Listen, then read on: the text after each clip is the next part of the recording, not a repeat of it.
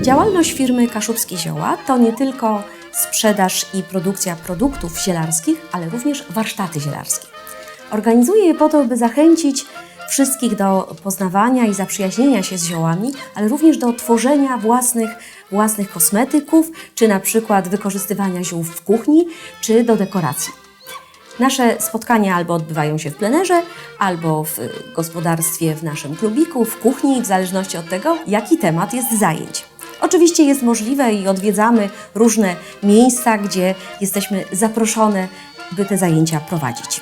Każdy z uczestników nie tylko otrzymuje w trakcie zajęć materiały, które są potrzebne do wykonania danych produktów, czy soli, czy peelingów, czy kremów, ale również otrzymuje rozpiskę, w której wszystkie procedury po kolejno, żeby mógł również wykorzystać i zrobić to sobie później w domu. Wykorzystujemy w czasie warsztatów również wszystkie zioła do przygotowania sobie i degustowania herbatek, czy na przykład ciasteczek z lawendą, czy może z różą, czy z miętą. Zioła u nas są wszechobecne i wykorzystujemy je w różnych celach. Tutaj zaraz przygotujemy sole do inhalacji i do kąpieli. Wystarczy kilka odmian soli. Mamy himalajską, grubą, drobną, morską i możemy użyć jakiejkolwiek dostępnej na półce. I tutaj mam kilka ziół. Teraz pamiętamy tylko o jednym. Szklane, piękne naczynie, na dole sól, przekładamy, wsypujemy troszkę macierzanki, przesypujemy solą, dodajemy troszkę takiej, żeby jeszcze było efektownie, kolorowo.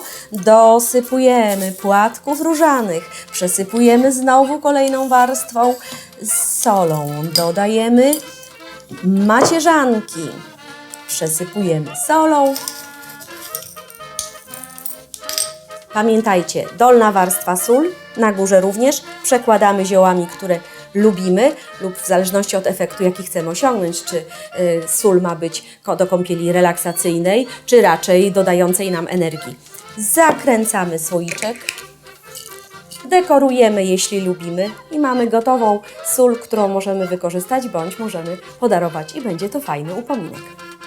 Zioła to nie tylko nasza praca, ale ogromna pasja, którą bardzo chcielibyśmy się z Wami podzielić. Zapraszamy do nas. Poznajcie troszkę tajemnic ziół. Czekamy na Was.